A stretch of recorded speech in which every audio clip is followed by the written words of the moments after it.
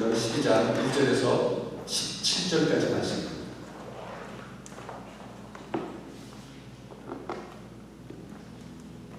사도행전 12장 1절에서 17절까지 말씀을 찾았으면 한 절씩 읽도록 하겠습니다. 그때 헤롯 왕이 손을 들어 교회 중에서 몇 사람을 폐하려 하여 요한의 그 야고보를 칼로 죽이니 유대인들이 이 일을 기뻐하는 것을 보고 베드로도 잡으려 할 때는 할세 때는 무교절 기간이라. 자기의 오게 두어 군인 메시를 그에게 맡겨시키고 유월절 그의 백성 앞에 끌어내자 하더라. 이에 베드로는 목에 갇혔고 교회는 그를 위하여 간절히 하나님께 기도하더라. 헤롯이 잡아내려고 하는 그 전날밤에 베드로가 두 군인 틈에서 두 사슬에 매어 누웠자는데 하수님이 문 앞에서 옥을 치더니 호련히 주의 사자가 나타나매 옥중에 광채가 빛나며 또 베드로의 옆구리를 쳐 깨워 이르되 급히 일어나라 하니 쇠사슬이 그 손에서 벗어지더라. 천사가 이르되 귀를 띠고 신을 신으라 하거늘 베드로가 그대로 하니 천사가 또 이르되 겉옷을 입고 따라오라 하되 베드로가 나와서 따라갈새 천사가 하는 것이 생시인 줄 알지 못하고 환상을 보는 듯 하니라.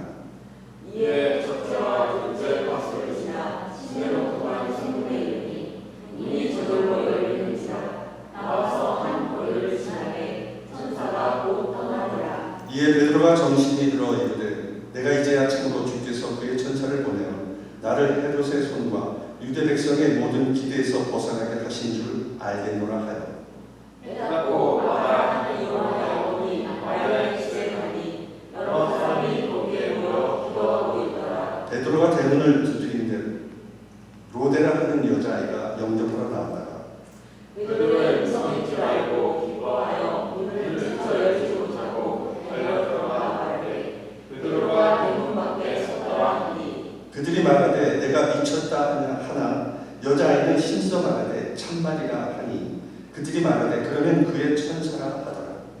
베드로가 문 두드리기를 그치지 아니하니 그들이 문을 열어 베드로를 보고 놀라는지라. 같이 읽겠습니다.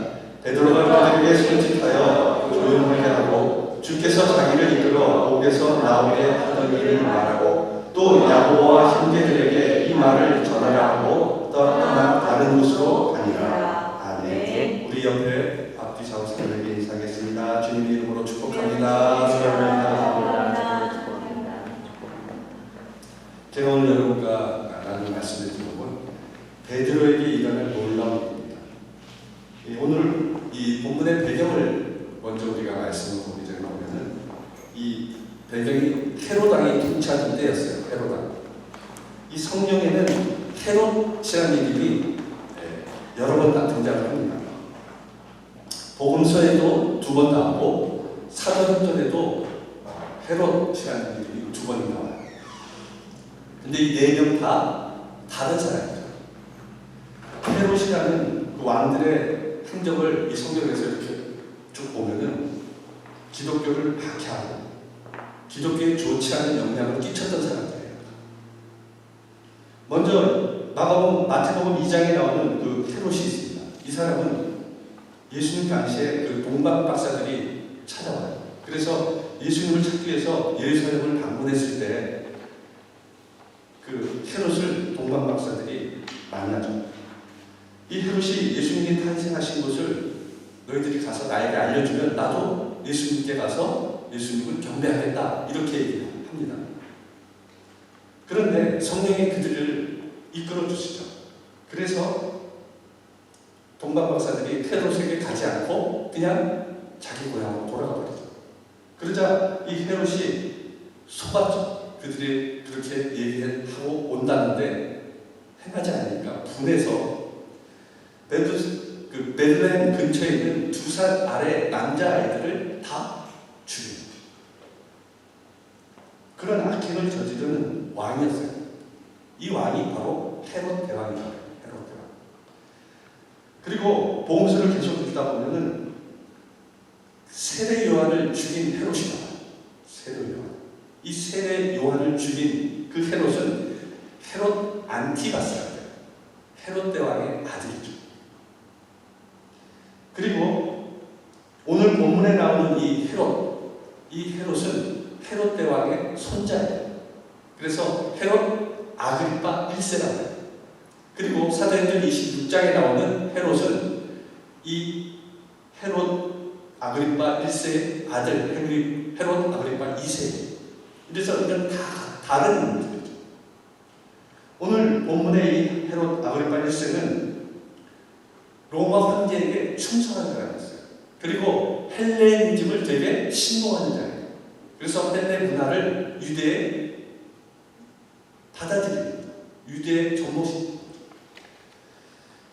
그는 원래 에돔 사람이었죠. 그래서 이 헤롯 대왕은 이두메 사람이었어요. 이두메가 에돔이에요. 에돔. 그래서 유대인이 아니었어요. 그렇기 때문에 유대인 앞에서 되게 잘 보이려고 그렇게 노력을 했죠. 쇼를 했죠. 그리고 로마 황제에게도 충성을 했죠. 그렇게 이중 플레이를 한 거죠. 이 사람도 에돔 출신이다 보니까 그 유대인들이 자기를 인정하지 않을 수 있다는 컴플렉스가 있었어요. 같은 유대인이 아니다 보니까. 그래서 유대인의 환심을 사기 위해서 야고보를 죽여요. 오늘 그래서 본문에 보면 야고보가 천문장이죠. 그랬더니 유대인들이 키울 게 기뻐했다고 했어요.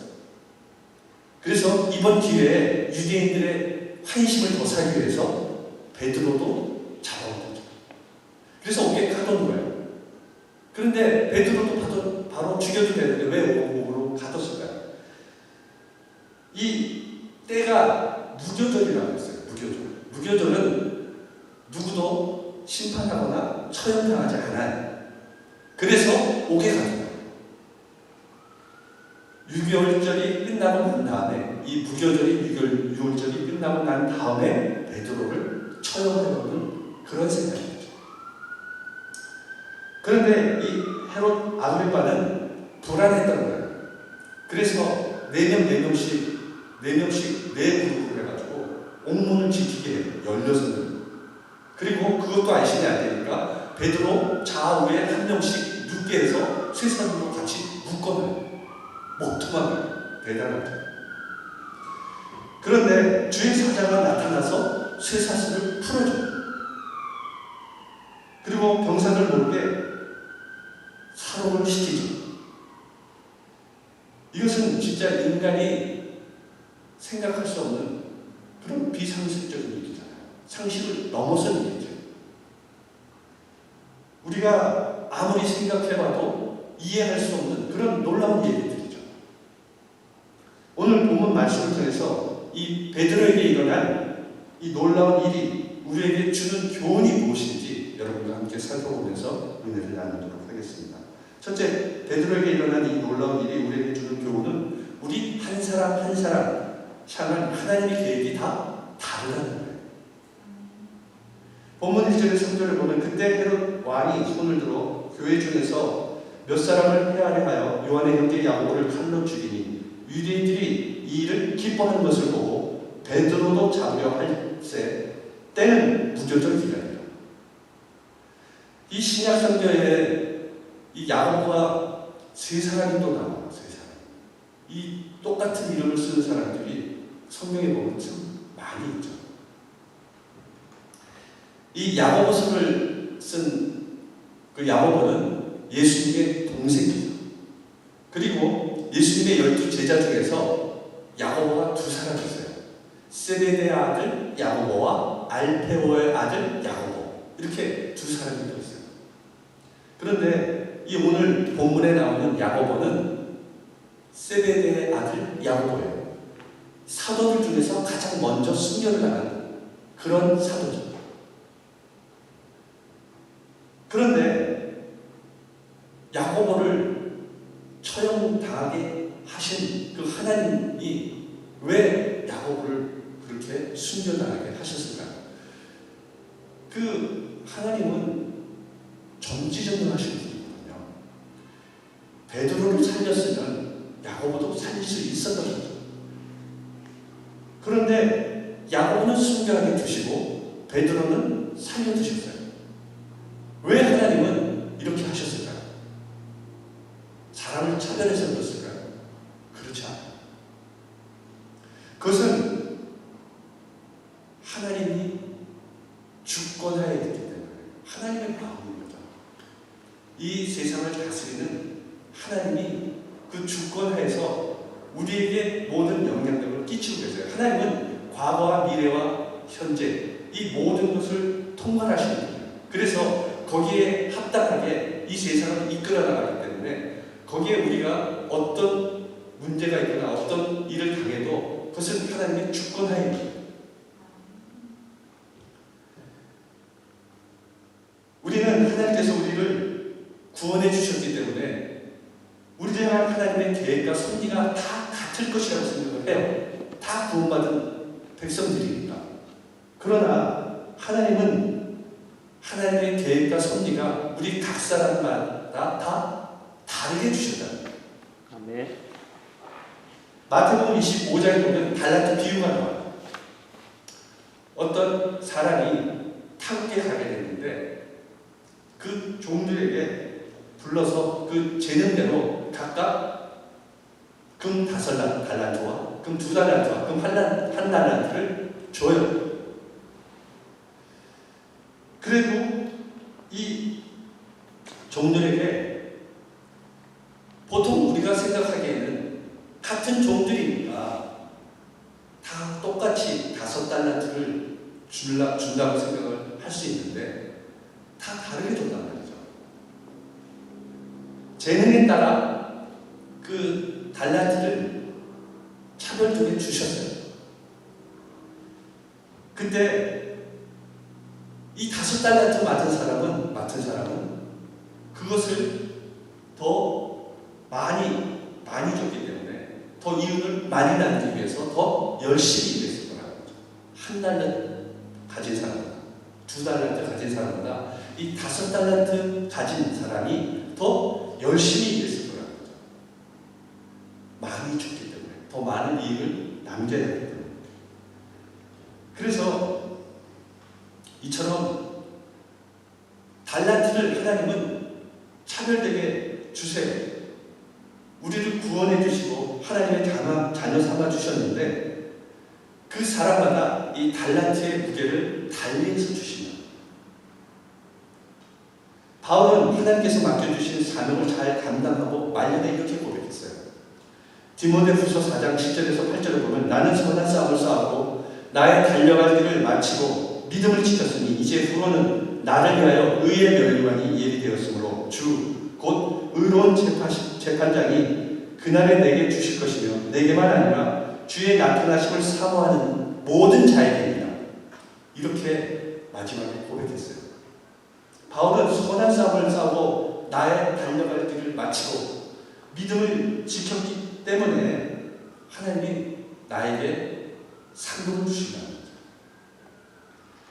여러분, 우리가 육상 경기를 하다 보면은 육상 경기를 이렇게 체전이나 올림픽이나 이렇게 보면은 장거리와 단거리로 나눠져 있잖아요.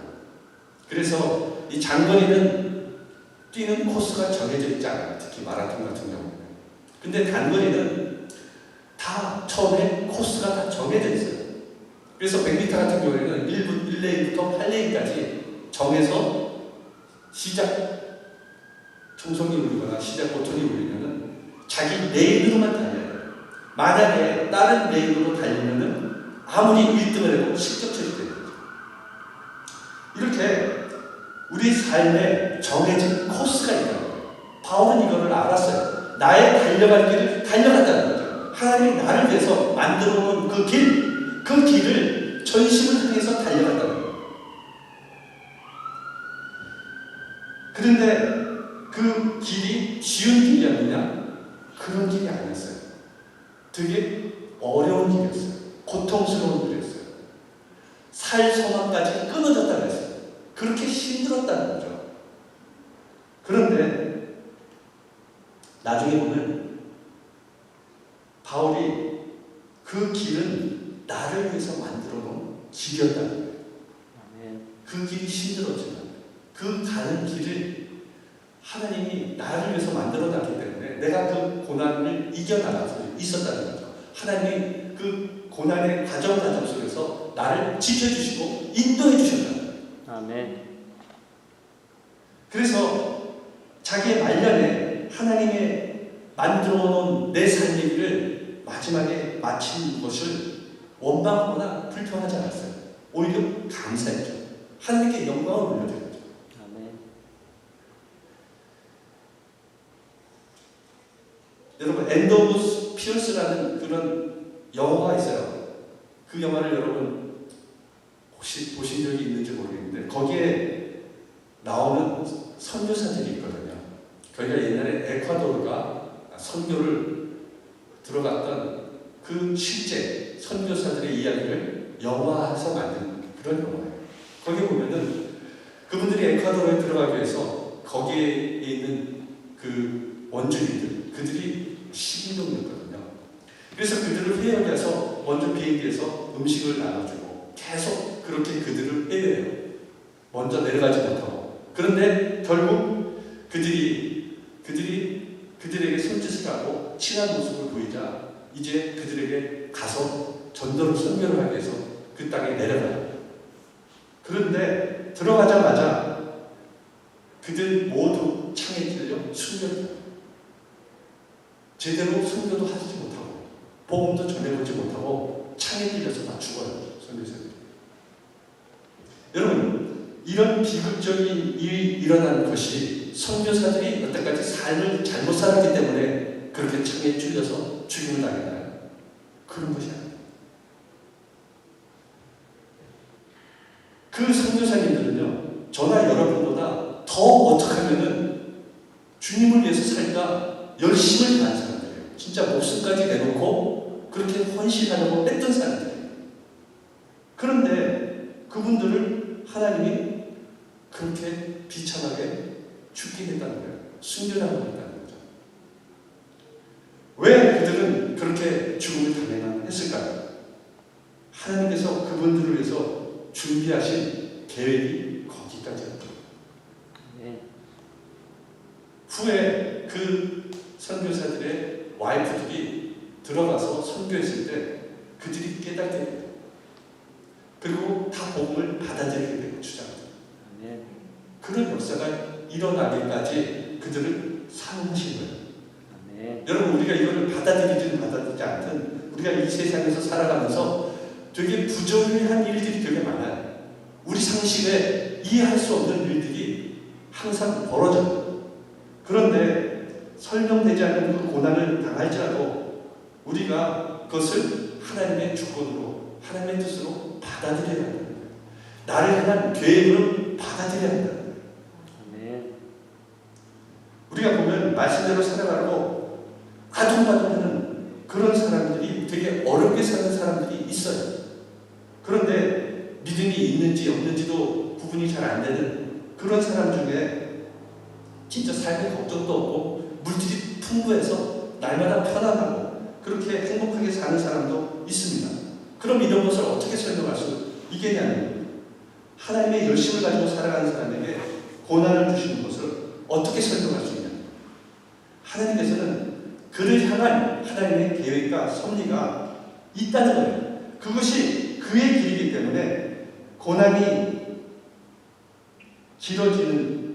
지든지 하나님께서 때로는 그 고난 가운데 그를 위로하시고 고난 가운데 힘을 주시고 능력을 주셔서 그 길을 가게 하신다. 네. 여러분 우리가 맞지 않는 옷을 입으면 불편하잖아요. 나에게 맞는 옷을 입어야 편하잖아요.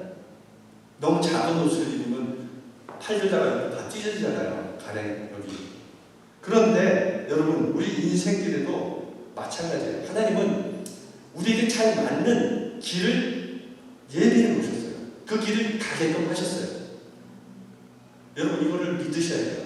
하나님은 나를 위한 그 계획과 섭리 그것이 있다는 거예요. 그래서 나를 그 길로 가게 하신다는 거예요. 네. 현재 여러분이 걸어가고 있는 길이 하나님께서 인도하는 인생 길임을 믿으시기 바랍니다. 네.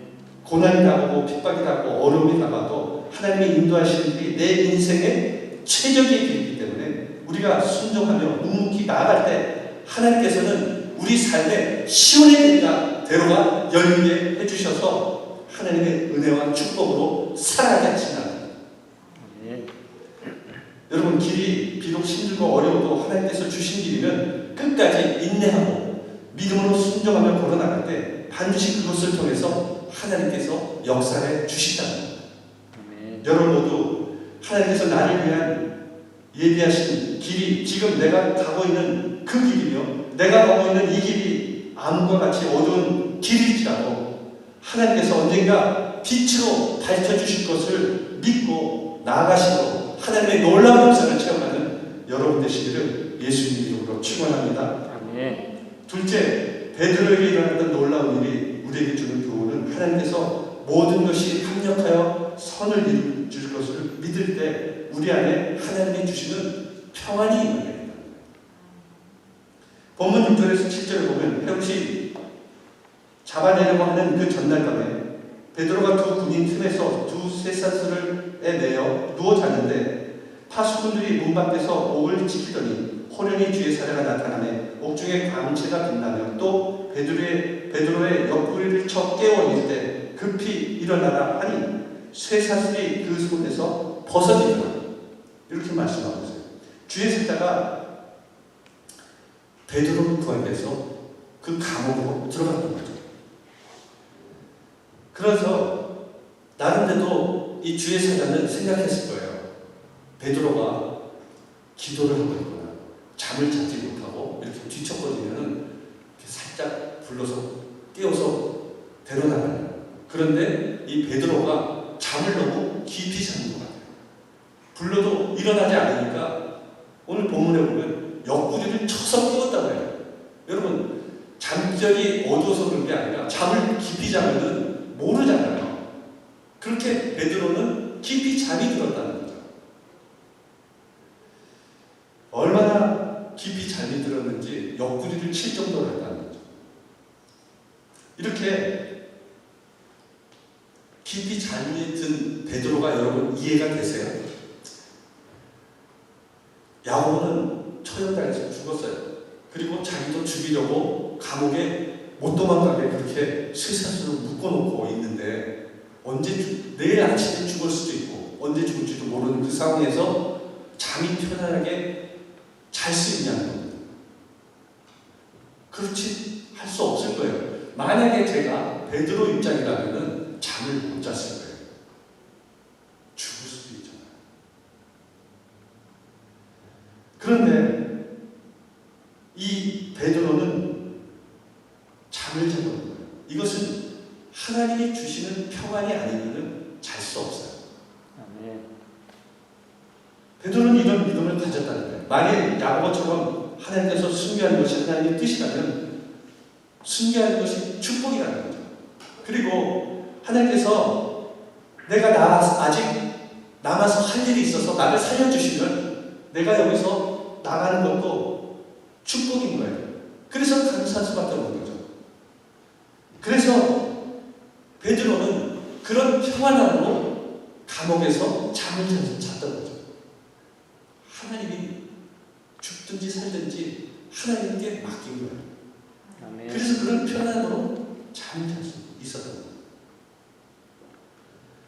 우리가 무슨 문제를 만나고 어려움을 당할 때 혹은 아무 문제가 없어도 살아가는 일에 있어서 항상 미래를 걱정하고 살잖아요. 우리가 아무리 잘 살고 있고 잘 누리며 살아도 혹시 내가 누리고 있는 것, 내가 가지고 있는 것이 하루아침에 사라지지는 않을까? 내가 하고 있는 일을 잃어버리는 그런 어떤 문제가 발생하지는 않을까? 그것 때문에 염려하고 걱정하고 범민 가운데 살아갈 때가 있다는 거죠. 그러나 하나님께 내 삶을 다 맡길 때 하나님이 나의 삶에 분명한 계획을 가지고 살아갈 때 반드시 하나님이 우리를 지켜주신다. 아멘. 여러분, 제가 메이저 리그 경기를 좋아해서 저는 가끔 봅니다. 뭐 다 보는 게 아니고요. 하이라이트 한 10여 분을 봐요. 그래서 그 경기를 보면은 요즘 제가 보는 핫한 선수 중에서 샌디에고 파드레스의 김하성 선수가 있어요. 유격수를 맡고 있는데 작년에는 타율도 안 좋고 자기의 포지션도 잡지를 못해서 뭐 이쪽 저쪽 여러 가지 포지션을 하고 타율도 안 좋아서 매 경기 나오지도 못했어요. 근데 올해는 타율도 좋고 그리고 너무 수비를 잘해서 사람 그 관중들한테 환호를 받는 이런 선수가 됐던 거예요. 그래서 이 경기를 보는데 처음에 스코어를 모르고 볼 때는 막 엎치락뒤치락 할 때는 막 가슴이 졸이면서 긴장을 하면서 이렇게 보게 돼요. 그런데 미리 그 스코어가 나오는 때가 있어요. 파드레스가 이기는 5대0으로 이긴 스코어를 볼 때가 있어요. 그때 그 동영상을 보게 되면 마음이 편해요. 이미 결과가 다 나와 있잖아요. 이겼다는 걸 알고 보니까 마음이 졸여지지가 않는 거예요. 이건 뭐 게임이 벌써 다 이긴 걸 보니까. 만일 여러분 우리가 현재 행하고 있는 당면하고 있는 일에 대한 결과를 미리 알고 있다면 두려워하지 않아요. 근심 걱정하지 않을 거예요. 낙심할 필요가 없을 겁니다. 그래서 로마서 8장 28절에 우리가 알거니와 하나님을 사랑하는 자고 그 뜻대로 부르심을 입은 자들에게는 모든 것이 합력하여 선을 이룹니다. 이렇게 말씀하고 있어요. 하나님을 사랑하는 자, 우리가 뜻대로 부르심을 입은 우리에게는 모든 것이 합력해서 선을 이뤄가신다는 거예요. 그래서 우리는 늘 염려하고 걱정한 그런 문제들을 통해서 걱정할 필요가 없어요. 내가 하나님 말씀대로 살고 있고 내가 하나님께 지금 순종하고 있다면 그리고 하나님께 기도하고 있다면 모든 것이 합력하여 선을 이뤄가신다. 여러분 모두 염려와 걱정, 근심 다 하나님께 맡기고 모든 것을 합력하여 선을 이뤄가시는 하나님이심을 믿으심으로 하나님의 놀라운 일을 체험하는 여러분 되시기를 예수님 이름으로 축원합니다. 셋째로 베드로에게 일어났던 놀라운 일이 우리에게 주는 교훈은 하나님의 능력에는 한계가 없다는 거예요. 본문 11절 12절에 보면 이에 베드로가 정신이 들어 이르되 내가 이제 참으로 주께서 그의 천사를 보내어 나를 헤롯의 손과 유대 백성의 모든 기대에서 벗어나게 하신 줄 알겠노라 하여 깨닫고 마가라 하는 요한의 어머니 마리아 집에 가니 여러 사람이 거기에 모여 기도하고 있다. 이렇게 말씀하고 있어요. 야고보가 순교하고 베드로가 옥에 갇히자 교회는 위기에 빠졌어요. 그 사도들이 없으니까 그 리더들을 잃어버린 거잖아요. 그러니까 교회가 되게 위기에 빠진 거예요. 그런데 답답한 일은 교회가 그들을 위해서, 그를 위해서 할 수 있는 일이 없는 거예요. 어떻게 진짜 돈이라도 갖다가 그들을 회유하거나 미인계를 써서 어떤 사람을 꼬셔서라도 어떤 세상적인 방법이라도 다 가능해서라도 이 베드로를 구해 놓을 수 있으면 구하면 좋겠는데 방법이 없는 거예요. 그래서 그들이 결국에는 모여서 할 수 있는 것은 기도밖에 없어요. 기도를 합니다. 간절히 그래서 하나님 앞에 나가 기도하기 시작했죠. 그리고 하나님께서 그 기도를 들으시고 하나님의 사자를 보내주셨어요. 그리고 베드로를 구원해 주셨어요. 아무것도 할 수 없는 무능한 사람들이지만 하나님 앞에 기도할 때 놀라운 일들이 그들에게 나타나는 거예요. 예수님께서 예루살렘으로 마지막 사명을 감당하시기 위해서 들어가셨어요. 가시다가 시장하셔서 무화과나무를 쳐다보면서 드시려고 열매를 드시려고 가셔요. 그런데 열매를 보니까 무화과나무를 보니까 열매가 하나도 없는 거예요. 그래서 이 나무를 보고 영원토록 열매를 맺지 못하리라 이렇게 예수님이 저주하시죠. 그러자 예수님 말씀대로 무화과나무가 그러자 제자들이, 그것을 본 제자들이 예수님께 물어요. 어떻게 그렇게 무화과 나무가 다 말라버렸나요? 어떻게 그렇게 하셨나요? 왜 놀란 거죠? 그러자 예수님이 대답해 주세요. 마태복음 21장 21절 22절에 예수께서 대답하여 이르시되 내가 진실로 너희에게 이르노니 만일 너희가 믿음이 있고 의심하지 아니하면 이 무화과 나무에게 된 이런 일만 할 뿐만 아니라 이 산 들러 바다에 던져라 하여도 될 것이요 너희 기도가 너희가 기도할 때 무엇인지 믿고 구하는 것은 다 받으리라. 이렇게 말씀하셨어요. 아멘. 산을 보고 옮겨지게 하면 산이 옮겨진다는 거예요. 그럴 능력이 우리 가운데도 있다는 거예요. 우리가 무능한 자가 아니라는 거죠. 무엇인지 믿고 구하면 우리를 통해서 하나님의 능력과 기적이 나타나게 된다는 거죠. 아멘. 뿐만 아니라 예수님께서는 요한복음 14장 12절 13절에 내가 진실로 너희에게 이르노니 나를 믿는 자는 내가 하는 일도 그도 할 것이요 또한 그보다 더 큰 일도 하리니 이는 내가 아버지께로 감이라. 너희가 내 이름으로 무엇인지 구하든지 내가 행하리니 이는 아버지로 하여금 아들로 말미암아 영광을 받으시게 하려 함이라. 아멘. 예수님께서는 내가 행하는 일을 너희도 할 것이요 내가 하는 일보다 더 큰 일도 할 수 있다. 이렇게 말씀하셨어요.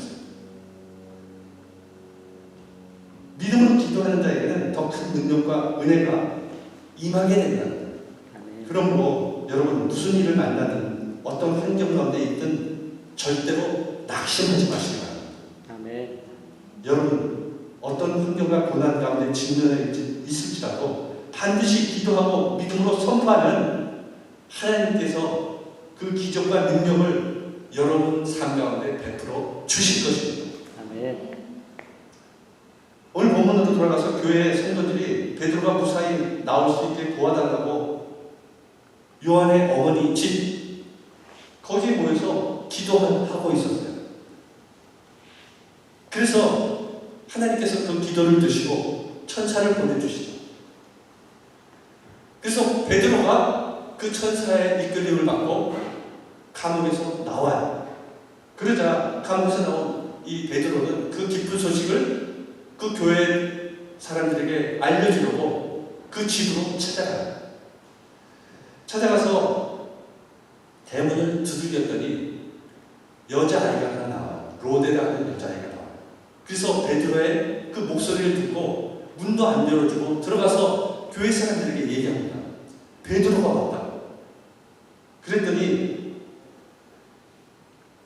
그 사람들이 그 아이한테 미쳤다고 해요. 미쳤다. 너 미쳤구나. 무슨 베드로가 어떻게 나와? 잡혀있는 베드로가. 이렇게 얘기해요. 그러자 그 아이가 참말이다. 진짜다. 거짓말이 아니다. 베드로가 왔다. 그렇게 또 얘기하니까 그 교회 사람들은 다시 얘기해요. 네가 본 것은 그의 사자를 본 거야. 그렇게 또 얘기해요. 결국 베드로가 문을 계속 두들기니까 그들이 문을 열어줘요. 그리고 베드로를 보고 놀라는 거예요. 참 아이러니한 일이죠. 베드로를 구해달라고 해놓고서 베드로가 오니까 어떻게 나왔지? 이게 무슨 얘기입니까? 이게 말도 안 되는 그런 일이 벌어진 거죠. 분명히 교회가 기도한 것은 베드로를 풀어달라고 무사히 나올 수 있게 해달라고 기도했어요. 근데 기도해놓고 믿지 못한다는 거예요. 허버트 조지 웰스라는 사람이 쓴 소설이 있어요. 대주교의 죽음. 이런 소설이 있어요. 거기에 보면 대주교가 되게 신실한 그런 하나님 종이었어요. 그래서 날마다 기도하고 말씀 보고 이런 것만 했던 사람이에요. 근데 어느 날 기도했어요. 하나님 앞에 기도했어요. 하나님 아버지, 전능하신 하나님 아버지 이렇게 기도하는데 하나님이 말씀하신 거예요. 얘야 무슨 일이냐 이렇게 하나님 말씀하시니까 그 얘기를 듣고 심장마비로 죽었대요. 그 소설에. 왜 그랬냐면은 그는 날마다 기도하고 예배드리는 것이 그냥 일상화된 하나의 습관처럼 그렇게 되었던 거예요. 그런데 진짜 하나님이 음성을 들려주시니까 너무 놀라가지고 신정마비 가서 죽은 거죠. 오래전에 웨슬리 듀웰이라는 분이 쓴 기도로 세계를 움직이라는 책에 나온 시랍니다. 미국에서 아프리카 케냐로 파견돼서 간 선교사예요. 이 매튜 히긴스라는 선교사인데요. 안식년을 맞아서 출국 준비를 하고 있었어요. 이 안식년 7년마다 안식년이 돌아오거든요. 그때는 다시 공부로 들어가서 1년 쉬었다가 다시 선교지로 가게 돼 있어요. 그래서 케냐 시골인 케냐의 수도인 그 나이로비로 가고 있는 중이에요. 케냐의 시골에서 목회하다가 차를 타고 가고 있는데 마오마우라는 지역을 통과하게 됐어요. 근데 그 지역을 가다가 차가 고장난 거예요. 그래서 하는 수 없이 그 차 안에서 밤을 지새우게 돼요. 그 지역은 되게 위험한 지역이었어요. 그래서 되게 걱정은 됐지만 밤새 기도하면서 지켜달라고 기도하면서 그렇게 하룻밤을 보내서 무사히 이튿날 공항으로 와서 미국으로 도착할 수 있게 됐어요. 그런데 미국을 머무는 동안 어떤 사람이 그 선교사를 찾아와서 얘기를 하는 거예요. 히긴스 선교사님이시죠. 그 마오마오 지역을 통과하던 그 밤에 16명의 정도의 사람들이 같이 있었습니까? 이렇게 물어봐요. 그러자 16명이 아니라는 거죠. 그 밤에 우리 가족밖에 없었다는 거예요.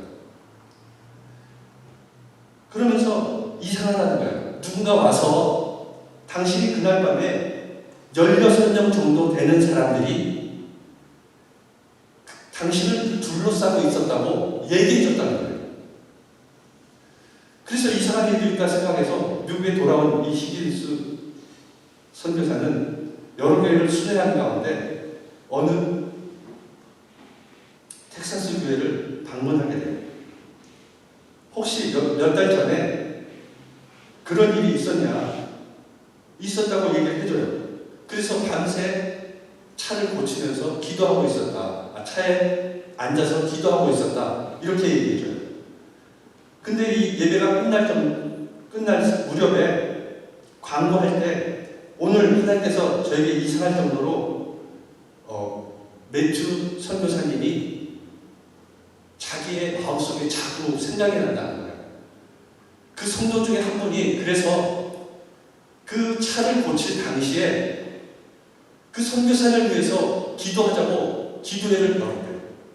근데 그 기도회에 모인 사람들이 16명이었다는 거죠. 그때 남아서 기도했던 16명이 그 위험 지역을 있었을 때 그들을 보호하고 있었다는 거예요. 그래서 그 차를 습격하려는 그 악당들,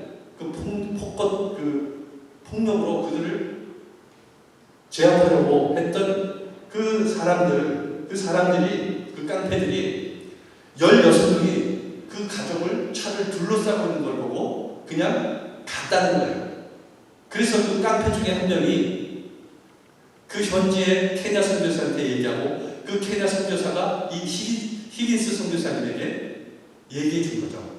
우리가 그 차를 습격하려고 했는데 16명이 보호하고 있었어. 그래서 습격을 못했다는 거예요. 그 얘기를 들려준 거죠.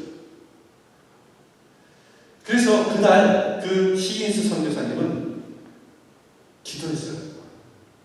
우리를 위해서 기도하는 그 기도의 용사 16명이 우리를 살려주셨다. 하나님께 감사를 드리죠.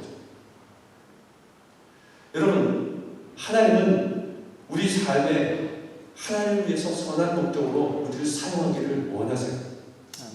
그리고 그 길 가운데 우리가 어떤 어려움에 처했을 때 우리를 반드시 도와주세요. 우리가 하나님의 계획과 섭리 가운데 살아갈 때 하나님은 우리가 알지 못하는 그런 놀라운 방법으로 우리를 구원해 주십니다. 하나님은 우리의 기도에 결코 외면하지 않으시고 우리의 기도를 들어주십니다. 아멘. 하나님은 전지전능하신 분이에요. 능치 못함이 없는 그런 하나님이세요. 아멘. 우리가 이런 하나님을 믿으면 우리가 기도하면 반드시 하나님께서 우리의 모든 기도에 우리의 마음의 소원에 응답해 주시고 우리 삶을 책임져 주신다는 거예요. 아멘. 아브라함의 믿음에 대해서 로마서 4장 17절에 보면 기록된 바 내가 너를 많은 민족의 조상으로 세웠다 하신 것 같으니 그가 믿은 바 하나님은 죽은 자를 살리심이 없는 것을 있는 것으로 부르시는 이시니라 이렇게 말씀합니다. 아멘. 하나님은 없는 것을 있는 것처럼 부르시는 사람이에요. 아멘. 하나님은 그럴 때 우리가 그 하나님을 믿을 때 하나님은 반드시 그 믿음대로 역사해 주십니다. 아멘. 여러분 우리가 믿는 하나님은 무소부재 어디나 계시는 하나님이세요. 전지전능하신 하나님이세요. 능치 못할 일이 없는 하나님이세요. 그리고 하나님은 어제나 오늘이나 동일하신 하나님이세요. 아멘. 사도행전에서 베드로에게 역사하신 그 하나님은 오늘 우리에게도 역사하십니다. 아멘. 여러분 모두 하나님께서 운행하는 계획이 각각 다르게 중간 나타나시고 또 모든 것이 합력하여 선을 이루게 하실 하나님이심을 믿고 우리 삶 가운데 날마다 그 하나님의 놀라운 기적이 우리 삶 가운데 체험되시기를 예수님 이름으로 축원합니다. 아멘. 기도하겠습니다. 조심하